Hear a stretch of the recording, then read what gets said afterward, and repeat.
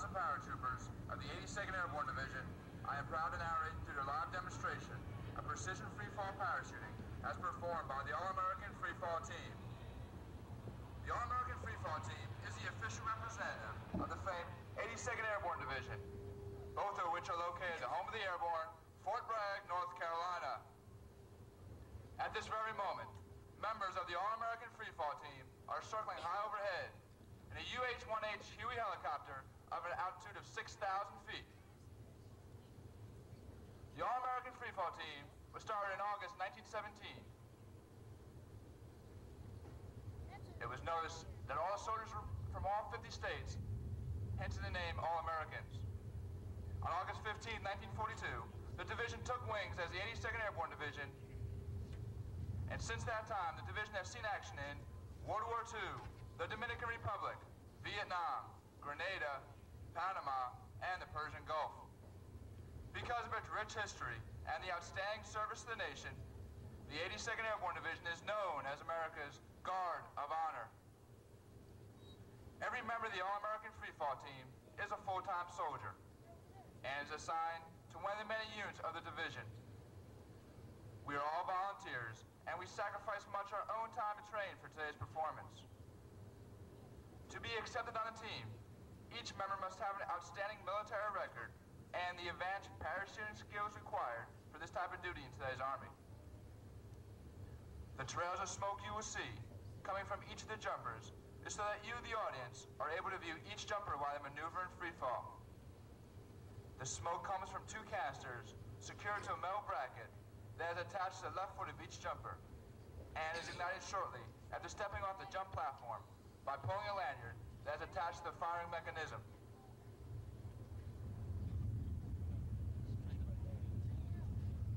If you look high above, the helicopter is to your left. At this time, the jump master has his head outside the aircraft door to make final heading directions. By using a series of hand and arm signals, he's relaying these directions to the aircraft pilot. If you watch closely, you will be able to see the nose of the aircraft shifting to the left or right while the corrections are being made. He would then give a thumbs-up signal to the jumpers inside the aircraft to let them know to stand by. The jumpers are out and the smoke is on.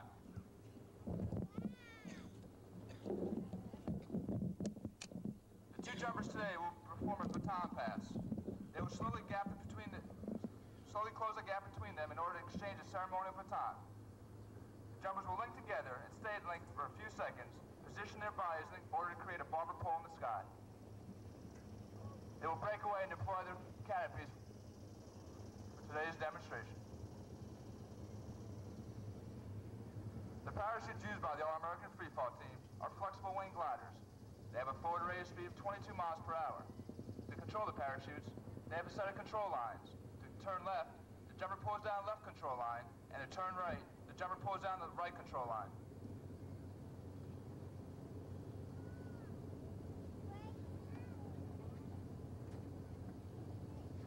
The first jumper now moves to their spiral point. This is where they create vertical separation in between each jumper. They will pull down their front risers, reach excess speeds of 55 miles per hour. Just like a busy airport, all these jumpers cannot land at the same time, so they must set up a landing pattern. They will do a base leg 45 degrees to the target, a downwind leg, then turn into the target facing the wind for their final approach.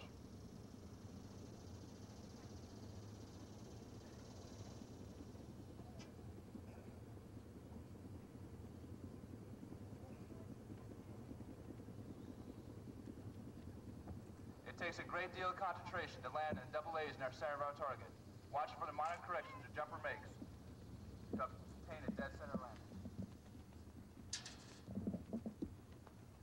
The first jumper for today's performance is a team leader, Sergeant First Class Galen Barker, originally from Greeley, Colorado, an airborne mechanic, having the honor of jumping in today our nation's colors, making his 850th parachute free fall jump.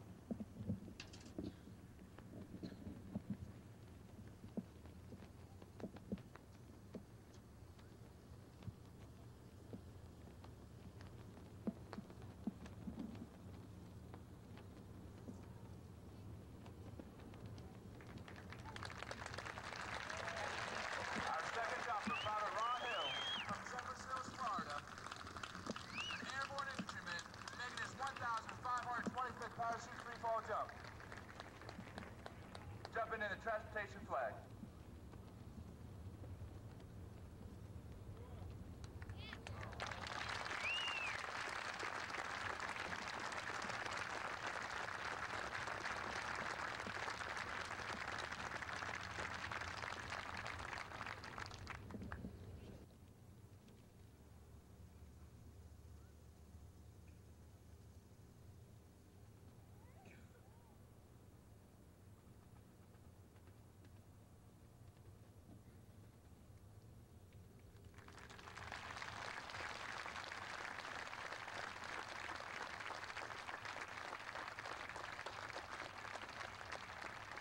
At this time, Sergeant First Class Galen Barker will present the baton that was flown in to Brigadier General William E. Mortensen.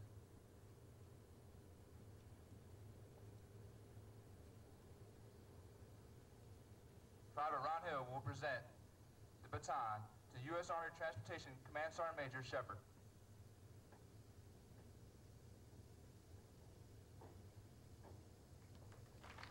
Ladies and gentlemen, we'd like to lead you with a mile of the 82nd Airborne Division. All the way, sir. Airborne.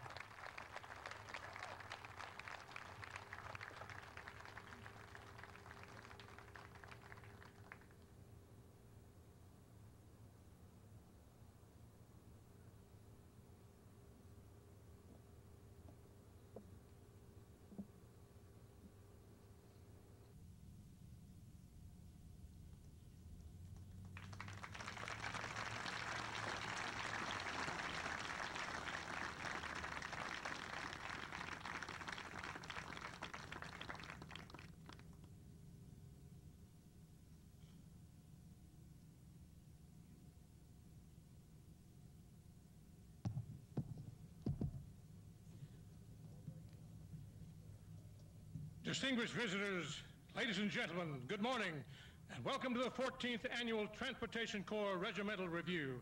Today we commemorate the 57th anniversary of the Transportation Corps, and we extend a special welcome to Brigadier General and Mrs. Mortensen, General and Mrs. Tuttle, Lieutenant General and Mrs. Thompson, Lieutenant General and Mrs. Bruin, Lieutenant General and Mrs. Poussin, Lieutenant General and Mrs. DeHaven, Lieutenant General and Mrs. Thompson, Lieutenant General Honor, Lieutenant General Russo, Major General Crow, Major General and Mrs. Montero, Major General Caw, Major General and Mrs. Baker, Major General and Mrs. Kiefer, Major General and Mrs. Whiteman, Major General Albright, Major General and Mrs. Pravetsky, Major General Rice, Major General and Mrs. Lilly, Major General Small, Major General Scully, Major General and Mrs. Whaley, Ms. McHugh, Mr. Kelch, Brigadier General Walker, Brigadier General and Mrs. Simmons, Brigadier General and Mrs. Croup, Brigadier General and Mrs. Collins, Brigadier General and Mrs. Watnam, Brigadier General and Mrs. Curry, Brigadier General and Mrs. Barrett, Brigadier General and Mrs. Pear, Brigadier General and Mrs. Joyce, Brigadier General and Mrs. Bentilla, Brigadier General and Mrs. Matheny, Mr. Okonski, Mr. and Mrs. Lucas, Mr. Coons, Colonel Promotable and Mrs. Parker, Colonel Promotable and Mrs. Dale, Colonel Promotable Williams, Colonel Promotable and Mrs. Fletcher, and Brigadier Generals James C. Joyce, Carlos DePere, and Kenneth L. Pentilla. During today's ceremony, several significant events will occur. Bugle calls will be used in lieu of voice commands throughout the ceremony. A bugler will sound commands at the direction of the commander of troops. The bugle call ceremony was first used by the cavalry to signal the commander's orders to soldiers spread over a large area. Ruffles and flourishes will be played, and we will witness an 11-gun salute. In addition, we will witness the induction of the Honorary Warrant Officer of the Regiment, recognition of the Transportation Corps officers, non-commissioned officers, and Civilian of the Year, and the investiture of the distinguished members of the regiment. I ask you now to please rise for the invocation delivered by the regimental chaplain, Lowell P. Moore, who will offer the Transportation Corps regimental prayer. Lord of life, God of our fathers, we give you thanks for our rich American heritage, a heritage which encompasses years of American endeavor and one which includes the noble spirit and the Transportation Corps. We give you thanks for the soldiers of the Transportation Corps Regiment who have historically served our nation in peace and war. We especially thank you for those who gave the ultimate sacrifice in defense of our freedom. We ask your blessings on the members of the Transportation Corps Regiment and the families as they serve our nation worldwide. Keep them ever mindful of duty, honor, and country. We ask that you keep the Transportation Corps Regiment physically fit and strong in the determination to do the just and the right, encourage its leaders, and continue to build a regiment that strengthens the Army and this nation. Amen. Please be seated.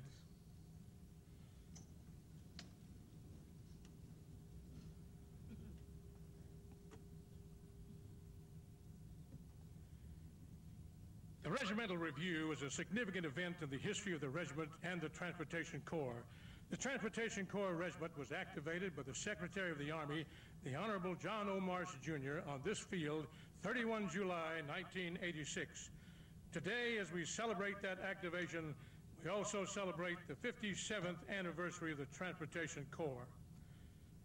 In just a few moments, the Commander of Troops, Colonel James M. Webster, Chief of Staff, United States Army Transportation Center, and his staff, consisting of Lieutenant Colonel Donna J. Simpkins, Major Reggie L. Austin, Major Douglas J. Orsi, Captain Andrew J. Bell, and Bugler Specialist James A. Barnard, will march in front of the reviewing stand.